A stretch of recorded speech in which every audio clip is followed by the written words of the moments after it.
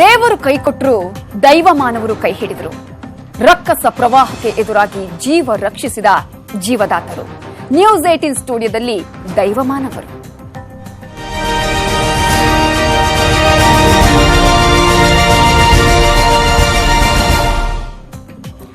ಪ್ರಾಣವನ್ನ ಉಳಿಸೋದಿಕ್ಕೆ ಇವರು ತಮ್ಮ ಪ್ರಾಣವನ್ನೇ ಪಣಕ್ಕಿಟ್ಟವರು. ಜೀವದ ಹಂಗನ್ನ ತೊರೆದು ಸಂತ್ರಸ್ತರನ್ನ ರಕ್ಷಿಸಿದವರು. ರಕ್ಕಸ ಪ್ರವಾಹಕ್ಕೆ ಎದೆಯೊಡ್ಡಿ ನೆರವಿಗೆ ನಿಂತವರು.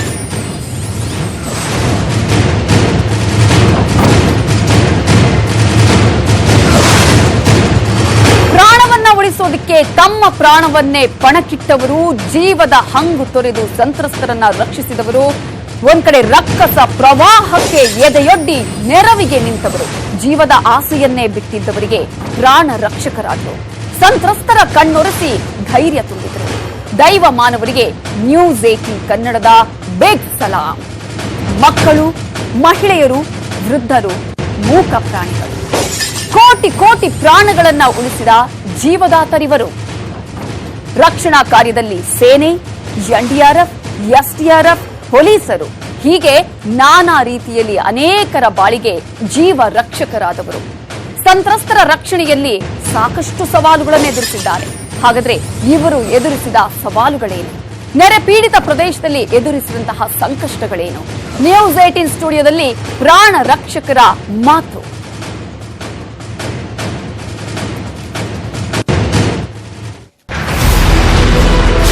ದೇವರು ಕೈ ಕೊಟ್ಟಾಗ ದೇವರಂತೆ ಬಂದರು.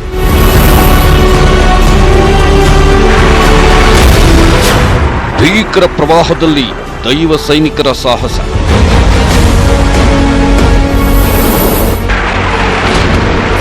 ಪ್ರಾಣದ ಹಂಗು ತೊರೆದು ಸಂತ್ರಸ್ತರ ರಕ್ಷಣೆ.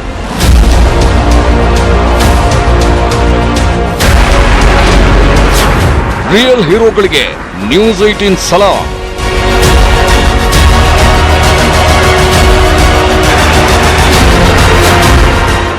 ಸಲಾಂ ಸೈನಿಕ. ನಾವು ವರುಣನನ್ನ ದೇವರು ಅಂತ ಕರಿತೀವಿ. ಆದ್ರೆ ಇದೇ ವರುಣ ದೇವ ಕೋಪಗೊಂಡು ಅನೇಕರ ಜೀವವನ್ನ, ಅವರ ಬದುಕನ್ನ ಸಂಕಷ್ಟಕ್ಕೆ ದುಡುಕಿದಾಗ ನಮ್ಮ ಮುಂದೆ ಬಂದಂತವರು ಸೇನೆ, ಎನ್ಡಿಆರ್ಎಫ್, ಎಸ್ಡಿಆರ್ಎಫ್ ಹೀಗೆ ಎಲ್ಲರನ್ನ ಕೂಡ ಈ ಸಂದರ್ಭದಲ್ಲೇ ಆ ಸಂತ್ರಸ್ತರನ್ನ ತಮ್ಮ ಪ್ರಾಣವನ್ನ ಪಣಕ್ಕಿಟ್ಟು ತಮ್ಮ ಜೀವದ ಹಂಗನ್ನ ತೊರೆದು ರಕ್ಷಣೆ ಮಾಡಿದವರು ಇವರೆಲ್ಲರೂ ಕೂಡ ಒಂದ್ ಕಡೆ ತಮ್ಮ ಪ್ರಾಣವನ್ನೇ ನಾವು ಎಲ್ಲಿ ಕಳ್ಕೊಳ್ತೀವೋ ಅನ್ನುವಂತಹ ವಿಚಾರ ಕೂಡ ಅವರಿಗೆ ಗೊತ್ತಿರ್ತಿರ್ಲಿಲ್ಲ. ಅಂತಹ ಸಂದರ್ಭದಲ್ಲಿ ಇವರೆಲ್ಲರಿಗೂ ಧೈರ್ಯ ತುಂಬಿದವರು ನಮ್ಮ ಸೇನೆ ಆಗಿರಬಹುದು, ಎನ್ಡಿಆರ್ಎಫ್ ಆಗಿರಬಹುದು, ಎಸ್ಡಿಆರ್ಎಫ್ ಆಗಿರಬಹುದು, ಪೊಲೀಸರು ಆಗಿರಬಹುದು. ಹೀಗೆ ಇವರೆಲ್ಲರನ್ನ ಕೂಡ ಈ ಸಂದರ್ಭದಲ್ಲಿ ನಾವು ನೆನೆಯುತ್ತಾ, ಮೊದಲನೆಯದಾಗಿ ನನ್ನ ವೈಯಕ್ತಿಕ ಸಲಾಂ ನಮ್ಮ ನ್ಯೂಸ್ 18 ಕನ್ನಡದ ಪರವಾಗಿ 2ನೇ ಸಲಾಂ, ಹಾಗೆಯೇ ಇಡೀ ಕರ್ನಾಟಕದ ಜನತೆಯ ಪರವಾಗಿ 3ನೇ ಸಲಾಮನ್ನ ಅರ್ಪಿಸುತ್ತಾ ನಾನು ಈ ಕಾರ್ಯಕ್ರಮವನ್ನ ಆರಂಭ ಮಾಡ್ತಾ ಇದ್ದೀನಿ. ನಮ್ ಜೊತೆ ಇವತ್ತು ಈ ಎಲ್ಲಾ ಸಂಕಷ್ಟಗಳೇನಿತ್ತು, ಯಾವ ರೀತಿಯಾಗಿ ಎದುರಿಸಿದ್ರು, ಜೊತೆಗೆ ಅಲ್ಲಿನ ಜನರ ಕಷ್ಟ ಹೇಗಿತ್ತು, ಇವೆಲ್ಲವನ್ನ ರಕ್ಷಣೆ ಮಾಡುವಂತಹ ಸಂದರ್ಭದಲ್ಲಿ ಅವರು ಎದುರಿಸಿದಂತಹ ಸವಾಲುಗಳೇನು, ಇವೆಲ್ಲದರ ಬಗ್ಗೆ ಮಾತನಾಡೋದಕ್ಕೆ ನನ್ನ ಜೊತೆ ಸಿವಿಲ್ ಡಿಫೆನ್ಸ್ ನ ಕಮಾಂಡಿಂಗ್ ಆಫೀಸರ್ ಆಗಿರುವಂತಹ ಡಾಕ್ಟರ್ PRS ಚೇತನ್ ಅವರಿದ್ದಾರೆ. ನಿಮ್ಗೆ ಗೊತ್ತಿರಬಹುದು, ಇವರು ತಾವು ಕೂಡ 12 ಕಿಲೋಮೀಟರ್ ಈಜಿ ಬೋಟ್ ನಲ್ಲಿ ಮಗುಚಿ ಬಿದ್ದಂತಹ ಸಂದರ್ಭದಲ್ಲಿ ಆ ನಂತರ ತನ್ನ ಜೀವವನ್ನ ರಕ್ಷಣೆ ಮಾಡಿಕೊಂಡಂತಹವರು. ಸರ್, ನಿಮಗೆ ಕಾರ್ಯಕ್ರಮಕ್ಕೆ ಸ್ವಾಗತ. ನಮಸ್ಕಾರ. ಹಾಗೆ ನಮ್ಮ ಜೊತೆ ಸಿವಿಲ್ ಡಿಫೆನ್ಸ್ ನ ಸದಸ್ಯರಾಗಿರುವಂತಹ HG ಗೌತಮ್ ಅವರು ಕೂಡ ಇದ್ದಾರೆ.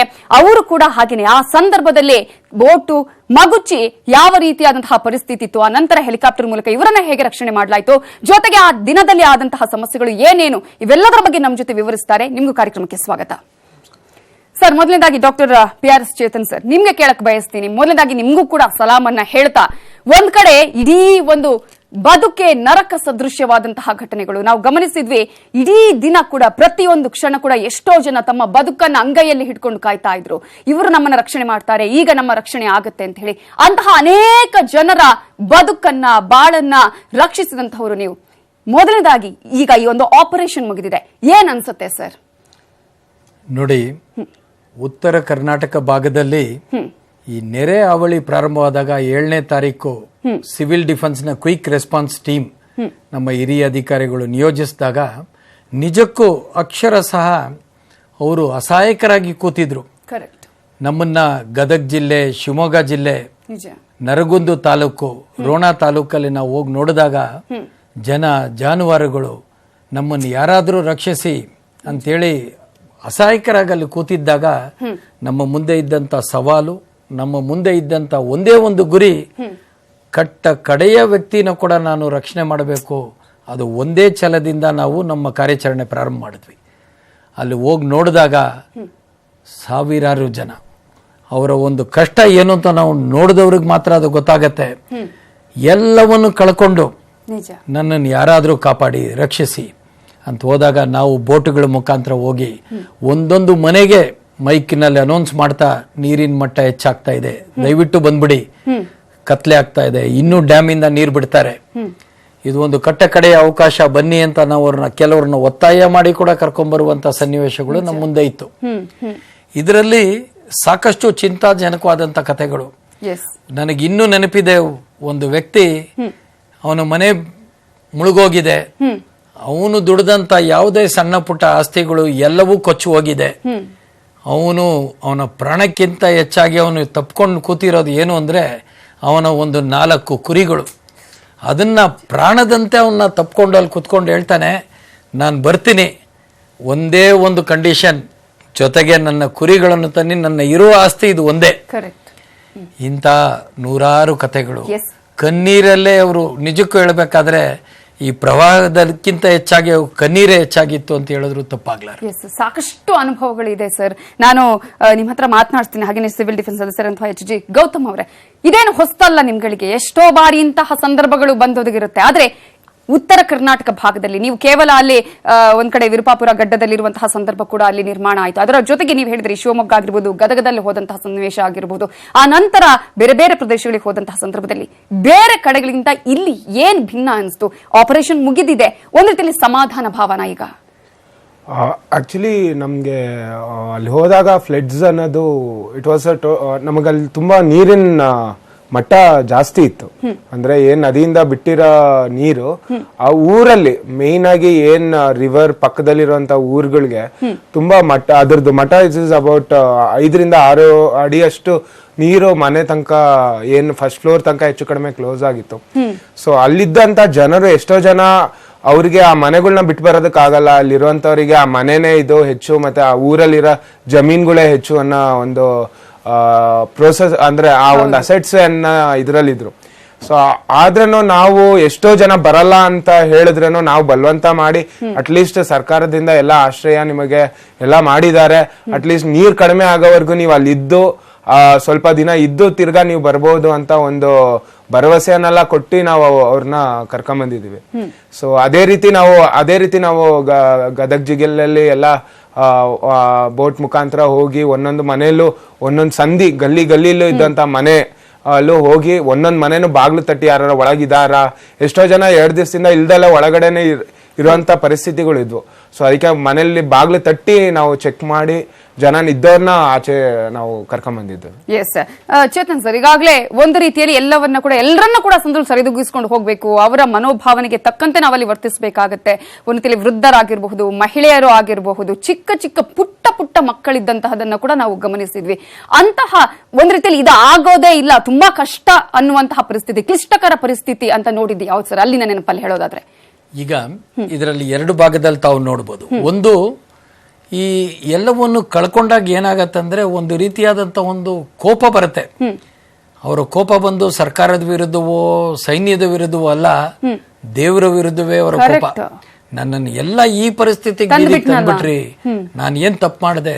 ಅವರು ಭಾವಕರಾಗಿ ಯಾವ ಪರಿಸ್ಥಿತಿಗೆ ಬರ್ತಾರೆ ಅಂದ್ರೆ, ನಾನು ಇನ್ನೂ ನೆನಪಿದೆ, ಗೌತಮ್ ಮತ್ತೆ ನಾಗೇಂದ್ರ ಅಂತ ನನ್ನ ಇನ್ನೊಬ್ಬ QRT ನ ಸದಸ್ಯ, ನಮ್ಮ ತಂಡ ಅಲ್ಲಿ ಹೋದಾಗ ಇವರಿಬ್ಬರನ್ನ, ಅವರಿಗೆ ಸ್ಟ್ರೋಕ್ ಆಗಿದೆ, ಇಳಿದು ಬರಕ್ಕಾಗಲ್ಲ, ಮತ್ತವ್ರನ್ನ ಅಲ್ಲಿ ಬಿಟ್ಟು ಬರಕ್ ನಮ್ಗೆ ಮನಸ್ಸು ಬಿಡ್ತಾ ಇಲ್ಲ, ಹೆಗಲಲ್ಲಿ ಒತ್ಕೊಂಡು ಅವ್ರನ್ನ ಬರ್ತಾ ಇದೀವಿ. ಅದ್ರಲ್ಲಿ ಒಂದು ಘಟನೆ ನನ್ಗೆ ಇನ್ನೂ ನೆನಪಿದೆ, ಕಣ್ಣಲ್ಲಿ ಒಂಥರ ಈಗಲೂ ನನಗೆ ಕಣ್ಣು ಹಸಿ ಆಗತ್ತೆ. ಒಂದು 7-8 ವಯಸ್ಸಿನ ಹೆಣ್ಮಗು, ನಾವು ಬೆನ್ನಲ್ಲಿ ಇಟ್ಕೊಂಡು ಅವ್ರು ನಡ್ಕೊಂಡ್ ಬರ್ತಾ ಇದೀವಿ, ಅಂತ ಅಳಕ್ ಶುರು ಮಾಡಿದ್ಲು. ಏನು ಅಂತ ಕೇಳಿದ್ರೆ, ಅಲ್ಲಿ ಒಂದು ಸಣ್ಣ ಒಂದು ಕಟ್ಟಡದ ಮೇಲೆ ಒಂದು ನಾಯಿ ಮರಿ ತನ್ನ ಮರಿಯನ್ನು ರಕ್ಷಿಸಲು ಹರಸಾಹಸ ಮಾಡ್ತಿರೋದು ನೋಡಿ ಈ ಮಗು ಅಳಕ್ ಶುರು ಮಾಡ್ಬಿಡ್ತು. 7 ವರ್ಷದ ಮಗು ಈ ನಾಯಿ ಮರಿನ ರಕ್ಷಣೆ ಮಾಡಿ ನಿಜಕ್ಕೂ ಅಲ್ಲಿ ಹೇಳ್ಬೇಕಾದ್ರೆ ಏನಾಗತ್ತೆ, ನಮ್ಮಲ್ಲಿ dog rescue, animal rescue teams ಇರತ್ತೆ. ಯಾಕಂದ್ರೆ ಅನ್ನೋನ್ ಟೆರಿಟರಿಯಲ್ಲಿ ಪ್ರಾಣಿಗಳು ಯಾವ ರೀತಿ ಅದು ರೆಸ್ಪಾಂಡ್ ಮಾಡತ್ತೆ ಅನ್ನೋದು ನಮಗೆ ಗೊತ್ತು. ಅದನ್ನು ಮಾಡಿ ಅದನ್ನು ರೆಸ್ಕ್ಯೂ ಮಾಡ್ಕೊಂಡು ಬಂದು ನಾವು ಜಾನುವಾರುಗಳನ್ನ ರೆಸ್ಕ್ಯೂ ಮಾಡಿ ತಂದು ಕೊಟ್ಟಿದ್ವಿ.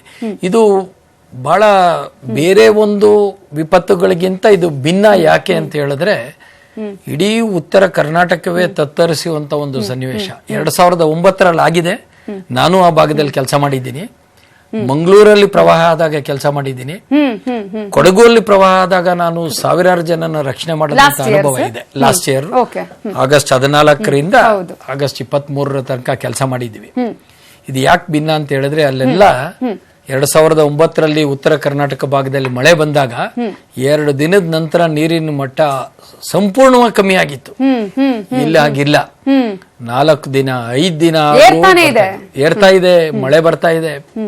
ಸೊ ಜನರು ಎಲ್ಲಿಗೆ ಹೋಗ್ತಾರೆ? ಇರ್ತಕ್ಕಂತ ಒಂದು ಗಂಜಿ ಕೇಂದ್ರಗಳು ಇರಬಹುದು, ಎಲ್ಲೇ ಹಾಕಿದ್ರು ಬಹಳ ಕಷ್ಟಕರವಾದ ಕೇಂದ್ರಗಳೇ ಸಾಕಷ್ಟು ಅವ್ಯವಸ್ಥೆ ಆಗಿ ಹೋಗುವಂತ ಪರಿಸ್ಥಿತಿ ಆಗುತ್ತೆ. ಯಾಕಂದ್ರೆ ನೋಡಿ, ಇವತ್ತು ನಮ್ಮ ಮನೆ, ನಮ್ಮ ವಾತಾವರಣವನ್ನು ಬಿಟ್ಟು ಯಾವುದೇ ವ್ಯಕ್ತಿ ಹೋದಾಗ ಅವನ ಕಷ್ಟ ಅಂತ ಖಂಡಿತ ಅನ್ಸತ್ತೆ. ಆ ಕಷ್ಟದ ಪರಿಸ್ಥಿತಿಯಲ್ಲಿ ಇವ್ರನ್ನ ರಕ್ಷಣೆ ಮಾಡೋದು ನಾವೆಂದೂ ತಾಳ್ಮೆ ಕಳ್ಕೊಂಡಿಲ್ಲ.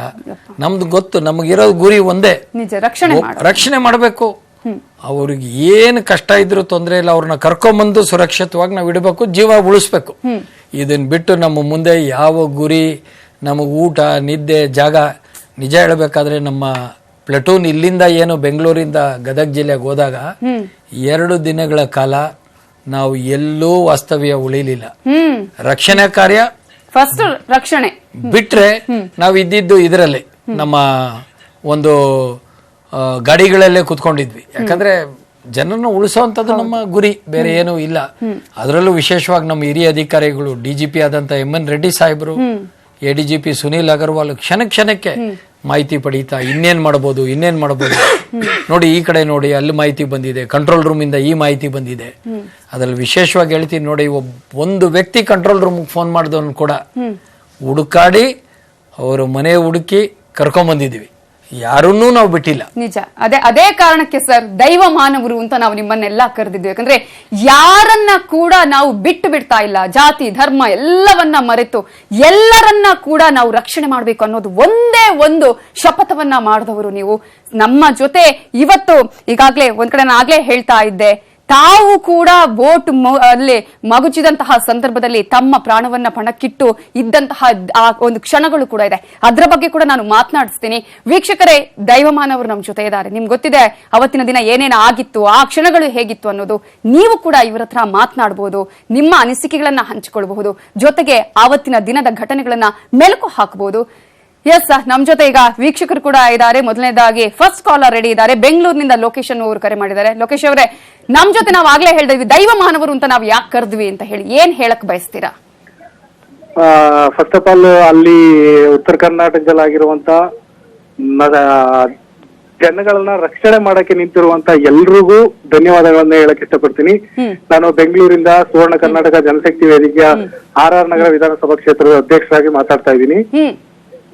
ಇಲ್ಲಿ ನಾನು ಕೆಲವೊಂದು ಚಾನೆಲ್ಗಳಲ್ಲಿ ನೋಡ್ತಾ ಇದ್ದೆ, ಈ ಸಂದರ್ಭಗಳಲ್ಲಿ ರಾಜಕೀಯದವರು ಅವ್ರ ಮೇಲೆ ಇವ್ರು ಹಾಕೋದು, ಇವ್ರ ಮೇಲೆ ಅವ್ರು ಹೇಳೋದು, ಅದನ್ನ ಮಾಡೋದ್ ಬಿಟ್ಟು ಎಲ್ಲಾರು ಜನಗಳನ್ನ ಸೇವೆಗೋಸ್ಕರ, ಅವ್ರ ಕಷ್ಟನ ಪರಿಹಾರ ಮಾಡೋಕೋಸ್ಕರ ನಿಂತ್ಕೋಬೇಕೆ ಹೊರತು ಇಲ್ಲಿ ರಾಜಕೀಯ ಬೇಳೆ ಬೇಯಿಸ್ಕೊಳ್ಳೋಕೋಸ್ಕರ ಇಲ್ಲಿ ಹೋರಾಟ ಮಾಡ್ತಿದ್ದಾರೆ. ದಯವಿಟ್ಟು ಆ ರಾಜಕೀಯ ವ್ಯಕ್ತಿಗಳಿಗೆ ಇದನ್ನೆಲ್ಲ ತೋರಿಸಿ ಫಸ್ಟ್ ನ್ಯೂಸ್ 18 ಕನ್ನಡ ಮಾಡಿದೆ ಸರ್. ನಿನ್ನೆ ಕೂಡ ಯಾವ ರೀತಿಯಾಗಿ ಏನೇನ್ ಘಟನೆಗಳು ಆಗಿದೆ ಅಥವಾ ಬೇರೆ ಬೇರೆ ರಾಜಕಾರಣಿಗಳು ಏನ್ ಮಾಡಿದ್ದಾರೆ, ಏನ್ ಮಾಡ್ಬೇಕಾಗಿತ್ತು ಅನ್ನೋದನ್ನ ಕೂಡ ತೋರಿಸುವಂತಹ ಪ್ರಯತ್ನ ಆಗಿದೆ. ಇಲ್ಲಿ ರಾಜಕಾರಣ ಬೇಡ ಅನ್ನೋದನ್ನ ಹೇಳುವಂತಹ ಪ್ರಯತ್ನ ಕೂಡ ಆಗಿದೆ. ಲೋಕೇಶ್ ಅವರೇ, ಎಸ್, ಥ್ಯಾಂಕ್ ಯು. ನ್ಯೂಸ್ 18 ಜೊತೆ ಮಾತನಾಡಿದಕ್ಕಾಗಿ. ನಿಮ್ಮ ಅಭಿಪ್ರಾಯ ಕೂಡ ಖಂಡಿತವಾಗ್ಲೂ ಇದು ತುಂಬಾ ಸೂಕ್ತವಾದದ್ದು ಅಂತ ಹೇಳೋದಕ್ಕೆ ಬಯಸ್ತೀನಿ. ಮತ್ತೊಬ್ಬ ಕಾಲರ್ ರೆಡಿ ಇದ್ದಾರೆ. ಹರಿಹರದಿಂದ ಸೋಮಶೇಖರ್ ಅವರು ಕರೆ ಮಾಡಿದ್ದಾರೆ. ಸೋಮಶೇಖರ್ ಅವರೇ, ಈಗಾಗಲೇ ಇಡೀ ಒಂದು ಕರ್ನಾಟಕ ಅಭಿನಂದನೆಯನ್ನ ಸಲ್ಲಿಸ್ತಾ ಇದೆ. ಯಾವ ರೀತಿಯಾಗಿ ಎಲ್ಲವನ್ನ ಕೂಡ ತ್ಯಾಗ ಮಾಡಿ ಕೇವಲ ಜನರ ರಕ್ಷಣೆ ಅನ್ನೋದನ್ನು ಮಾತ್ರ ತಾವು ತಲೆಯಲ್ಲಿ ಇಟ್ಕೊಂಡು ಕೆಲಸ ಮಾಡಿದಂತವರು, ನೀವು ಯಾವ ರೀತಿಯಾಗಿ ಅಭಿನಂದನೆಯನ್ನ ಸಲ್ಲಿಸೋದಕ್ಕೆ ಬಯಸ್ತೀರಾ? ದೈವಮಾನವರನ್ನಕ್ಕಿಂತ ಅವರು ಬಹುಶಃ ಭಗವಂತ ಮಾಡಿದ ಸೇವೆಗೆ ಭಗವಂತ ಆಯುರ್ವೇದಕ್ಕೆ ಆಯುಷ್ ಸುಖ ತಂದು ಕೊಟ್ಟು ಕಾಪಾಡಲಿ. ಹಾಗೆ ಇಂಥ ಒಂದು ಕಾರ್ಯಕ್ರಮ ಮೆಚ್ಚಬೇಕು. ಇವತ್ತು ಜಾತಿ ಭೇದ ಎಲ್ಲ ಮರೆತು ಇಷ್ಟು ಮಟ್ಟಿಗೆ ನಮ್ಮಂತ ಮುಂದಂತ ಜೀವನ ಉಳಿಸಿದಂತ ಮಹಾಪುಣ್ಯತರಿಗೆ ಎಲ್ಲರಿಗೂ ಭಗವಂತ ಒಳ್ಳೆ ಮಾಡಿ ಅಂತ ಹಾರೈಸ್ತೀನಮ್ಮ. ಬಹಳ ಖುಷಿ ಆಯ್ತು ಮಾತಾಡ್ತಕ್ಕಂಥ ಮಾತು ಕೇಳಿದ್ರೆ ನಾ ದಿನಂಪ್ರತಿ ನಿಮ್ಮ ದಿವಸ ನೋಡ್ತಾ ಇದ್ವಿ ಕಣ್ಣಂತ ನೀರು ನನಗೆ ಎಂತೆಂತ ಪರಿಸ್ಥಿತಿಯಲ್ಲಿ ಅವರು ತಮ್ಮ ಜೀವನ ತ್ಯಾಗ ಮಾಡಿ ಆ ಬೋಟಲ್ಲಿ ಮುಳುಗಾಗಲಿ ಮತ್ತೆ ಸಿಕ್ಕಾಗಲಿ ಬಂದಾಗ ಅವರ ಬೆಳವಣಿಗೆಗಿಂತ ಹೆಚ್ಚು ಅದಕ್ಕಿಂತ ಹೆಚ್ಚು ನೀರಾದ ಮಾತು. ಥ್ಯಾಂಕ್ ಯು ಸೋಮಶೇಖರ್ ಅವರೇ, ನಿಮ್ಮ ಅಭಿಪ್ರಾಯವನ್ನ ಹಂಚಿಕೊಂಡಿದ್ದಕ್ಕಾಗಿ. ಎಸ್ ಗೌತಮ್ ಅವರೇ, ಈಗ ಎಲ್ಲಾ ಕಡೆಯಂದು ಕೂಡ ಅಭಿನಂದನೆಗಳ ಮಹಾಪರ. ಅಂದ್ರೆ ಇದು ನಿಮ್ಗೆ ಅಭಿನಂದನೆ ಸಿಗ್ತಾ ಇದೆ ಅಥವಾ ಅದರಲ್ಲಿ ಹೆಚ್ಚುಗಾರಿಕೆ ಅಂತ ನಾವು ಹೇಳ್ತಾ ಇಲ್ಲ, ಬಟ್ ಇಡೀ ಒಂದು ಕರ್ನಾಟಕ ಆಗಿರ್ಬೋದು, ಬೇರೆ ಬೇರೆ ಕಡೆಗಳಿಂದಲೂ ನಿಮ್ಮ ಸೇವೆ ಅಥವಾ ನೀವೇನ್ ಕರ್ತವ್ಯವನ್ನ ಮಾಡಿದ್ದೀರಿ ಆ ಒಂದು ಕರ್ತವ್ಯವನ್ನು ನೆನಪಿಸುವಂತಹ, ಅದಕ್ಕೆ ತಾವು ವಿಶ್ವಾಸವನ್ನು ತೋರುವಂತಹ ಪ್ರಯತ್ನ ಆಗಿದೆ. ನೀವು ತುಂಬಾ ಕ್ಲಿಷ್ಟಕರವಾದ ಅಥವಾ ನನ್ನ ಕಣ್ಣಲ್ಲಿ ನೀರು ಬಂತು ಸರ್ ಹೇಳ್ತಾ ಇದ್ರು ಒಂದಷ್ಟು ಘಟನೆಗಳನ್ನ, ನೀವು ಅಂತಹ ಘಟನೆಗಳನ್ನ ನೋಡಿದ್ರಲ್ಲಿ ಯಾವ್ದು ತುಂಬಾ ಭಾವುಕ ಅಂತ ಅನ್ಸುತ್ತು ನಿಮ್ಗೆ? ನನಗೆ ಗದಗ ಜಿಲ್ಲೆಯಲ್ಲಿ ಅಂದ್ರೆ ರೋಣ ತಾಲೂಕಿನ ಹೊಳೆಆಲೂರು ಅಲ್ಲಿರೋ ಗ್ರಾಮದಲ್ಲಿ ಹೆಚ್ಚು ಕಡಿಮೆ ನದಿ ಪಕ್ಕ ಒಂದು ಅಜ್ಜಿ 82 ಇಯರ್ಸ್ ಓಲ್ಡ್ ಅಜ್ಜಿ ಏನು ಹೊಳೆ ಹತ್ರ ಇರೋ ಮನೆಯಲ್ಲಿ ಇದ್ದಿದ್ದು. ಅಜ್ಜಿ 3 ದಿವಸದಿಂದ ಅವರಿಗೆ ಯಾರು ವಿಷಯ ತಿಳಿಸಿಲ್ಲ ಅಥವಾ ಅಜ್ಜಿಗೆ ಇನ್ನೂ ಅರ್ಥ ಆಗಿಲ್ಲ. ನಾವ್ ಯಾವಾಗ ಒಂದು ಬೀದಿಲೂ ಮನೇನ ಚೆಕ್ ಮಾಡ್ಕೊಂಡು ಹೋದಾಗ ಆ ಅಜ್ಜಿ ನೋಡಿದಾಗ ಮನೆ ಒಳಗಿದ್ರು. ಅವ್ರನ್ನ ಕರ್ಕೊಂಡ್ ಬರೋದು ನಿಜವಾಗ್ಲೂ ನಮಗೆ ಹರಸಾಹಸ ಆಯ್ತು. ಯಾಕಂದ್ರೆ ಅಜ್ಜಿಗೆ ನೀರು ಕಂಡು ನೀರಲ್ಲಿ ಇಳಿಯೋದಕ್ಕೆ ಅಜ್ಜಿಗೆ ತುಂಬಾ ಹೆದರಿಕೆ ಆಗ್ತಾ ಇತ್ತು. ಸೊ ನಾವು ಕೊನೆಗೆ ಅವ್ರನ್ನ ನಮ್ಮ ಬೆನ್ನಿನ ಮೇಲೆ ಪಿಗ್ಗಿ ಬ್ಯಾಕ್ ಅಂತ ನಾವೇನ್ ಹೇಳ್ತೀವಿ, ಸೊ ಆ ಮೂಲಕ ಅವ್ರನ್ನ ಹೆಚ್ಚು ಕಡಿಮೆ 1.5 ಕಿಲೋಮೀಟರ್ ತನಕ ನಡ್ಕೊಂಡು ಬಂದು ಅಲ್ಲಿ ಕೊನೆಗೆ ಬೋಟಲ್ಲಿ ಕೂರಿಸಿ ಆ ಅಜ್ಜಿನ ನಾವು ತಲುಪಿಸಿದ್ದು.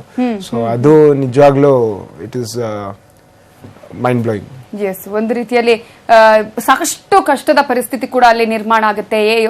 ಒಂದ್ ಕಡೆ ನಾವು ಗಮನಿಸಬೇಕಾಗತ್ತೆ, ಎಲ್ಲವನ್ನ ಕೂಡ ತೊರೆದಿರುವಂತಹ ಅವರನ್ನ ರಕ್ಷಣೆ ಮಾಡಬೇಕಾದಂತಹ ಪರಿಸ್ಥಿತಿ. ಮತ್ತೊಂದ್ ಕಡೆ ಇಲ್ಲ, ನಾವು ಬರೋದೇ ಇಲ್ಲ, ನಾವು ಹುಟ್ಟಿದ ಊರು, ನನ್ನ ಗಂಡನ ಮನೆ, ಇದು ನಂದೇ ಮನೆ, ನಾನು ಎಲ್ಲೂ ಬರೋದಿಲ್ಲ ಅನ್ನುವಂತಹ ಪರಿಸ್ಥಿತಿ.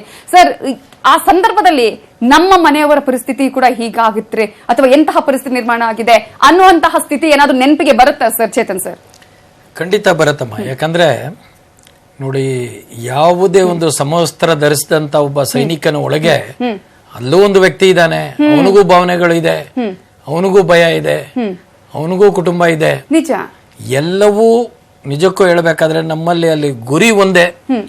ಯಾವುದೇ ತಂಡ ಇರ್ಬೋದು, ಇದು NDRF ಇರ್ಬೋದು, ಸಿವಿಲ್ ಡಿಫೆನ್ಸ್ ಇರ್ಬೋದು, ಅಗ್ನಿಶಾಮಕ ತುರ್ತು ಸೇವೆಗಳು ಇರ್ಬೋದು, ಎಲ್ಲರೂ ಸಹ ನಮ್ಮ ಮುಂದೆ ಇದ್ದಂತ ಒಂದೇ ಒಂದು ಗುರಿ, ಕಡೆಯ ವ್ಯಕ್ತಿನ ನಾವು ಕಾಪಾಡಬೇಕು.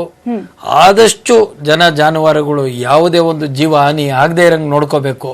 ಇದಕ್ಕಾಗಿ ಏನ್ ತ್ಯಾಗ ಮಾಡ್ಬೋದು? ಈಗ ನೋಡಿ, ಒಂದು ಸಾಮಾನ್ಯವಾಗಿ ನಮ್ಮಲ್ಲಿ SOP ಅಂತೀವಿ, ಸ್ಟ್ಯಾಂಡರ್ಡ್ ಆಪರೇಟಿಂಗ್ ಪ್ರೊಸೀಜರ್ಸ್ ಅಂತ. ಅದರಲ್ಲಿ 6-6:30 ಗಂಟೆ ಆಗಿ ಕತ್ಲೆ ಆದಾಗ ಸಾಮಾನ್ಯವಾಗಿ ನಮ್ಮ ಒಂದು ಕಾರ್ಯಾಚರಣೆಯನ್ನ ಅಲ್ಲಿ ನಿಲ್ಲಿಸಬೇಕು. ಯಾಕಂದ್ರೆ ಕತ್ಲೆಯಲ್ಲಿ ಮಾಡೋದು ಮತ್ತೆ ಡೇಂಜರ್, ನಮಗೂ ಒಂದು ರಿಸ್ಕ್, ಅವ್ರಿಗೂ ಒಂದು ರಿಸ್ಕ್ ಆಗುತ್ತೆ. ಆದ್ರೆ ನಾವೇನ್ ಮಾಡಿದ್ವಿ, ಅವರ ಕಷ್ಟ ನೋಡಿದಾಗ ನೀವ್ ಹೇಳ್ದಾಗೆ ಕರೆಕ್ಟು, ನಮ್ಮ ಮನೆಯವರು ಇದ್ರೆ ನಾವೇನ್ ಮಾಡ್ತಿದ್ವಿ, ಇನ್ನೊಂದಷ್ಟು ರಿಸ್ಕ್ ಆದ್ರೂ ಪರವಾಗಿಲ್ಲ ಅಂತೇಳಿ ಕತ್ಲೆ ಆಗಿ 9:45 ಗಂಟೆ ತನಕ ಅವ್ರನ್ನ ರಕ್ಷಣೆ ಮಾಡಿ ತಂದು ಗಂಜಿ ಕೇಂದ್ರಗಳಲ್ಲಿ ಕೂರಿಸಿ, ಅದರ ನಂತರ ನಾವು ಈ ನಮ್ಮ ಒಂದು ಎಕ್ವಿಪ್ಮೆಂಟ್ಗಳು ಏನಿರ್ತವೆ ಇವನ್ನೆಲ್ಲ ಪ್ಯಾಕ್ ಮಾಡಕ್ಕೆ ಸಮಾನವಾಗಿ 11-11:30 ಗಂಟೆ ಆಗತ್ತೆ. ಬೆಳಗ್ಗೆ ತಿರ್ಗಾ 5:15 ಗಂಟೆಗೆ ಶುರು ಮಾಡ್ತಿದ್ವಿ. ನಮ್ಮ ಕುಟುಂಬದವರು ಆ ಸಂಕಷ್ಟದಲ್ಲಿ ಸಿಲುಕಿದ್ರೆ ನಾವು ಏನ್ ಮಾಡ್ತಿದ್ವೋ ಅದಕ್ಕಿಂತ ಒಂದು ಹೆಜ್ಜೆ ಮುಂದೆ ಹೋಗಿ ಎಲ್ಲ ಒಂದು ಫೋರ್ಸಸ್ನ ತಂಡದವ್ರು ಇರ್ಬೋದು, ಅದು ರಾಜ್ಯದಿಂದ ಬಂದಂಥವ್ರು ಇರ್ಬೋದು, ಕೇಂದ್ರದಿಂದ ಬಂದಂಥವ್ರು ಇರ್ಬೋದು, ನಾವೆಲ್ಲರೂ ಒಗ್ಗಟ್ಟಿಂದ ಯೂನಿಫೈಡ್ ಕಮಾಂಡ್ ಅಂತೀವಿ, ಒಂದೇ ಒಂದು ನಮ್ಮ DGP ಸಾಹೇಬ್ರ ನೇತೃತ್ವದಲ್ಲಿ ಈ ಕಾರ್ಯಾಚರಣೆ ಮಾಡಿದ್ವಿ. ಎಸ್, ನಮ್ಮ ಮತ್ತೊಬ್ಬರ ಕಾಲರ್ ರೆಡಿ ಇದ್ದಾರೆ, ದಯಾಮಣಿ ಅಂತ ಹೇಳಿ ಕಟೀಲ್ನಿಂದ ಕರೆ ಮಾಡಿದ್ದಾರೆ. ದಯಾಮಣಿ ಅವರು ಏನ್ ಹೇಳಕ್ ಬಯಸ್ತೀರಾ? ನನ್ನ ವಾಯ್ಸ್ ಇಳಿಸ್ತಿದ್ಯಾ? ಓಕೆ, ಅವರ ಸಂಪರ್ಕ ಕಡಿತ ಆಗಿದೆ. ಒಂದ್ ಕಡೆ ಈಗಾಗಲೇ ನಾವು ನೋಡ್ತಾ ಇದ್ವಿ, ಇಡೀ ಅಭಿನಂದನೆಗಳ ಮಹಾಪುರವೇ ಹರಿದು ಬರ್ತಾ ಇದೆ. ನಮ್ಮೆಲ್ಲರನ್ನ ರಕ್ಷಿಸಿದಂತವ್ರ ಜೊತೆ ನಾವು ಮಾತನಾಡಬೇಕು ಅಂತ ಹೇಳಿ ಸಾರ್ವಜನಿಕರು ಕೂಡ ಕರೆಯನ್ನ ಮಾಡ್ತಾ ಇದ್ದಾರೆ. ದೇವರು ಕೈ ಕೊಟ್ಟಾಗ ದೇವರಂತೆ ಬಂದರು.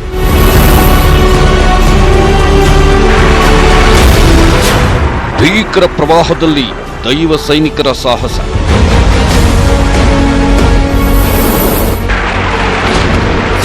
ಪ್ರಾಣದ ಹಂಗು ತೊರೆದು ಸಂತ್ರಸ್ತರ ರಕ್ಷಣೆ.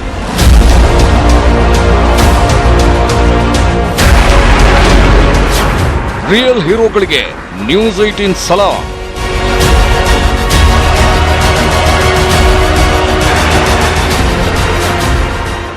ಸಲಾಂ ಸೈನಿಕ.